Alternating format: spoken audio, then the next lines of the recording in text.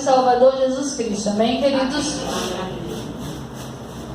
Quero pedir aos irmãos que abram a palavra do Senhor em Tiago 2, versículos 15 e 16.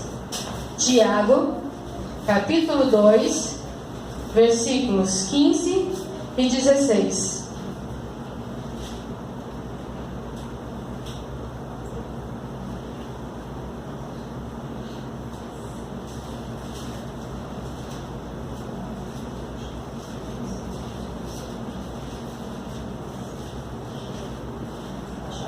Tiago está lá no finalzinho, antes de Pedro.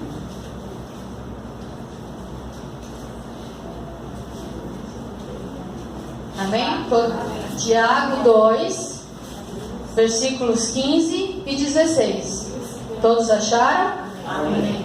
Diz assim a palavra do Senhor: se um irmão ou irmã estiver necessitando de roupas e do alimento de cada dia, e um de vocês lhe disser: vá em paz, aqueça-se e alimente-se até satisfazer-se, sem, porém, lhe dar nada, do que adianta isso? Vou ler mais uma vez. Se um irmão ou irmã estiver necessitando de roupas e do alimento de cada dia, e um de vocês lhe disser: vá em paz, aqueça-se, alimente-se até satisfazer-se, sem, porém, lhe dar nada, de que adianta isso? Vamos orar mais uma vez. Senhor Deus e Pai, te agradecemos por estarmos aqui, te agradecemos pela tua presença neste lugar, te pedimos que o teu Espírito Santo, ó Pai, esteja neste lugar fluindo em nossas vidas, que o teu Espírito Santo, ó Pai, fale aos nossos corações na tarde de hoje, que não seja eu, que não seja o meu conhecimento, mas que seja o teu Espírito Santo a falar através de mim, ó Pai. Em nome do Senhor Jesus, para a tua honra e para a tua glória. Amém. Amém. O objetivo dessa palavra é mostrar que a mensagem do Evangelho, a palavra de Deus, ela precisa ser pregada num conjunto. Um conjunto de palavras e um conjunto de ações. Palavras e ações precisam caminhar juntos. Nesse texto, nós vemos Tiago exortando sobre a fé morta, aquela fé que nada produz, aquela fé que eu tenho, mas de nada adianta, não traz nenhuma diferença na minha vida e na vida daqueles que estão à minha volta.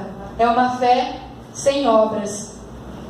Tiago busca dizer que a fé sem ações é vazia. Fé sem as obras, sem as ações, ela é morta, ela é vazia, de nada lhe adianta. Do que adianta eu falar? Deus abençoe, irmã Ruth. Se eu sei que a irmã Ruth está passando por alguma necessidade e de alguma maneira o Senhor me ajudou, me abençoou para que eu pudesse suprir essa necessidade, o Deus abençoe vai ficar vazio. De nada adianta se eu apenas falar e se eu não fizer nada. O Senhor, Ele me abençoa para que eu pudesse ser abençoador de outras vidas. Esse é o propósito da bênção do Senhor nas nossas vidas, para que eu possa abençoar aqueles que estão à minha volta. O teólogo João Calvino escreveu certa vez: só a fé justifica, mas a fé que justifica não pode andar só. A fé que justifica, ela precisa estar acompanhada de ações, ela precisa estar acompanhada de mudanças de vida, ela precisa estar acompanhada de ações concretas do Espírito Santo de Deus, para que mostre os frutos do Espírito Santo de Deus nas nossas vidas. A verdadeira fé, ela vem sempre acompanhada com frutos esses que mostram realmente ela mudou de vida. Realmente há ali um servo e uma serva do Senhor. Muitos acreditam que as palavras têm o mesmo valor das obras, mas estão enganados. O título dessa mensagem é: o falar é prata, o agir é ouro. É muito bonito, belas palavras, é muito bonito chegarmos e falar coisas lindas para uma pessoa que está necessitando, é realmente muito bonito. Mas e a ação? E o que ela realmente está precisando de concreto? A pessoa, o Tiago apresenta uma ilustração simples. Uma pessoa pobre, precisando de roupas e de alimento, entra na nossa igreja. Qual é a nossa atitude?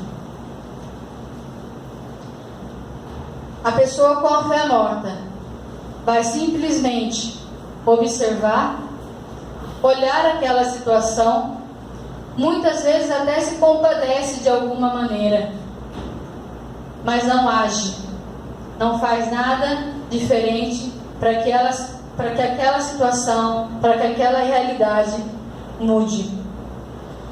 Eu só olhar e não suprir aquela necessidade não faz de mim alguém realmente que tem uma fé viva.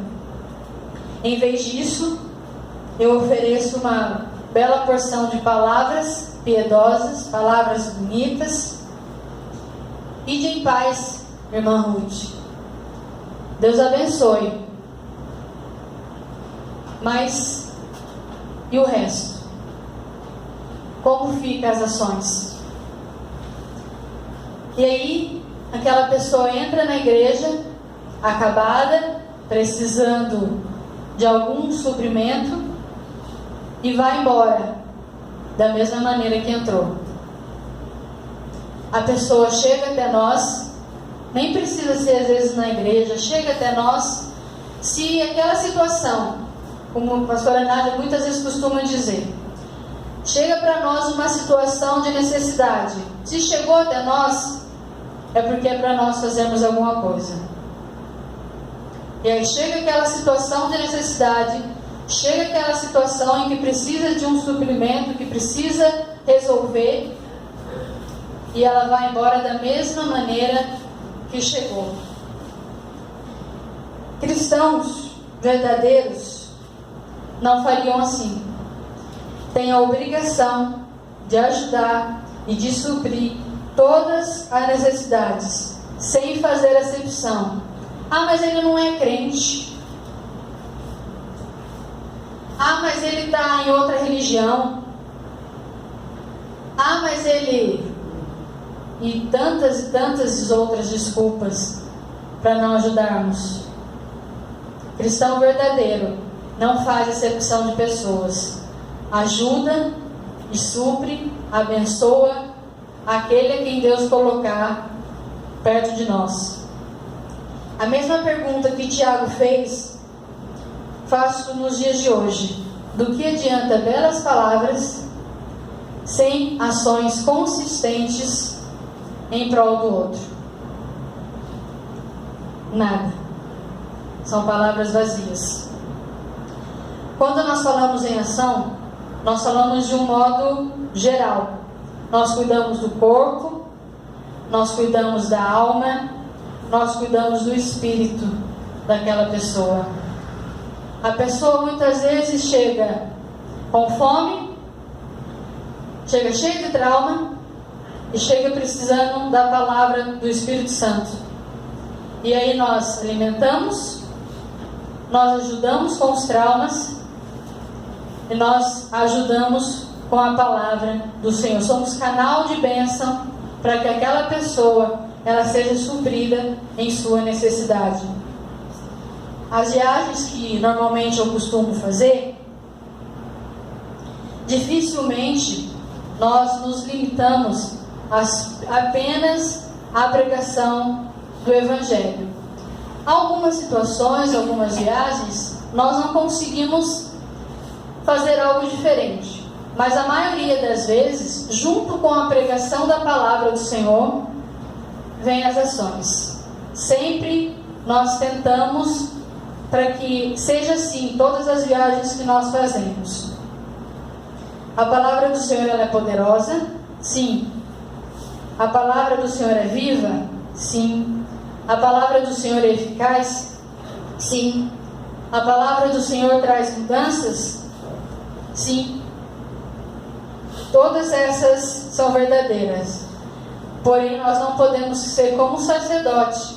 Lembra lá do bom samaritano e o levita?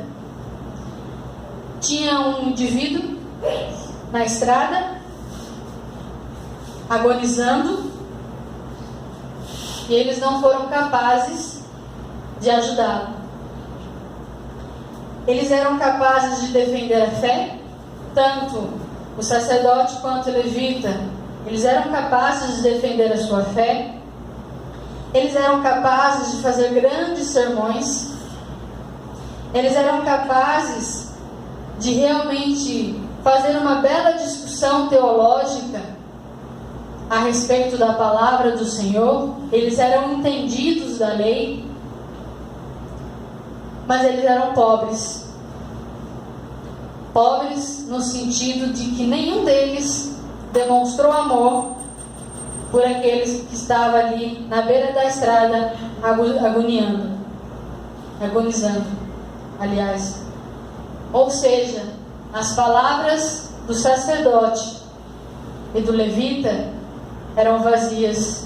De nada valia as suas discussões teológicas. De nada valia ele chegar e fazer grandes sermões.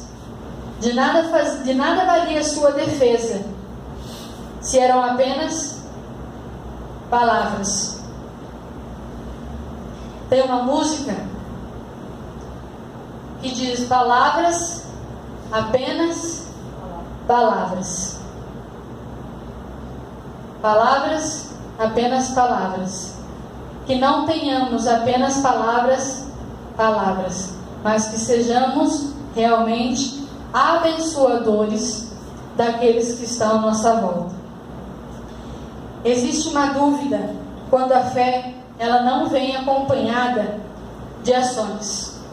Qualquer declaração de fé que não resulte em mudança de vida, em boas obras, é uma declaração falsa. É uma declaração falsa. Não adianta belas declarações. Jesus nos ensina como deve ser o nosso proceder diante da necessidade do outro. Em Mateus capítulo 25, do versículo 35 ao 40. Mateus 25, do 35 ao 40, ele diz o seguinte: pois eu tive fome e vocês me deram de comer. Eu tive sede e vocês me deram de beber. Fui estrangeiro e vocês me acolheram. Necessitei de roupa e vocês me vestiram. Estive enfermo e vocês cuidaram de mim. Estive preso e vocês me visitaram. Então os justos lhe responderam: Senhor, quando te vimos com fome e te demos de comer? Ou com sede e te demos de beber? Quando te vimos como estrangeiro e te acolhemos? Ou necessitado de roupas e te vestimos? Quando te vimos enfermo e preso e fomos te visitar? O rei responderá: digo a verdade, o que vocês fizeram a algum dos meus menores irmãos, a mim fizeram. Essa é a maneira de cuidarmos um dos outros. Nessa última viagem realizada a Manaus, na Amazônia, que está aqui estampado, Eram 40 pessoas, uma equipe de 40 pessoas. Dentre elas tinha médicos, dentre elas tinha enfermeiros, tinha farmacêutico, tinha bióloga, dentista, já falei, não? Dentista, advogados e mais uma porção, psicólogo, isso mesmo, e mais uma porção de outras profissões. O carro-chefe da nossa viagem era sim a pregação da palavra do Senhor, sempre é a pregação da palavra, mas acompanhada da pregação da palavra, sem esquecer da necessidade do povo, era também os atendimentos que eram feitos naquele lugar. Depois eu vou passar um vídeo para vocês ali, ele vai estar explicando quantos atendimentos foram feitos. Enquanto nós atendíamos as pessoas, nós estávamos pregando da palavra do Senhor. Enquanto eles estavam ali na sala esperando para ser chamado, nós estávamos pregando da palavra do Senhor. Enquanto tinha os médicos atendendo, tinha uma equipe na comunidade andando, falando com as crianças, falando com os jovens, adultos daquele lugar, que não estavam ali perto, estavam ali conversando, falando da palavra do Senhor. Sempre os dois juntos, ações e pregação da palavra. Não adiantaria de nada se chegássemos nas comunidades onde nós estivemos e ali chegamos apenas com a palavra do Senhor. Como eu já falei lá atrás, ela é viva, ela é poderosa, ela é eficaz e ela traz mudança sim, quando ela chega. Mas o Senhor nos ensina que se podemos de alguma maneira suprir aquela necessidade, por que não vamos fazer? Eu não me lembro agora qual o endereço do versículo, mas tem um versículo que diz: aquilo que eu sei que é para fazer e eu não faço, nisso eu estou pecando. Depois a minha auxiliar aqui vai passar o endereço para vocês. Tiago também, né? Acho que é Tiago 4. Acho que é Tiago 4. Mas então, aquilo que eu sei que eu posso fazer, aquilo que eu posso fazer, eu tenho condições de fazer, e não faço, eu estou pecando diante do Senhor. Todos os que ali estavam, eles colocaram as suas profissões à disposição de papai. Todos os que ali estavam têm as suas profissões do dia a dia, trabalham com isso no dia a dia, mas estavam ali durante uma semana, cuidando daqueles irmãos menores, como o Senhor fala aqui na palavra dele. Nós não precisamos abrir mão dos nossos talentos, nós não precisamos abrir mão dos nossos dons para trabalhar para o Senhor. Muito pelo contrário. Tudo o que nós temos, tudo o que nós aprendemos é para a honra e glória do nome do nosso Deus. Então, se o Senhor me fez bióloga, foi por algum motivo, algum propósito você tem. Se o Senhor fez Alessandra advogada, foi por algum motivo, algum propósito tem. E o Senhor, Ele vai mostrar qual o propósito de ser quem eu sou, para a honra e glória do Senhor. E o Senhor vai mostrar. Tem um missionário, hoje ele está no Japão, não me recordo o nome. Ele é engenheiro químico. E quando ele foi chamado para o Japão, a primeira pergunta que ele fez a Deus foi: o que é que eu vou fazer com um engenheiro químico lá no Japão? Foi a primeira pergunta que ele fez para Deus. Ele não conseguia enxergar como ele poderia usar aquele talento dele. Ele não conseguia enxergar como ele poderia usar aquela profissão. E aí, chegando lá, na comunidade onde ele está da cidade mesmo, assim, no principal. Ele está em uma das comunidades ali. Chegando lá na comunidade, tem um lago. E esse lago tinha uma água imprópria para uso.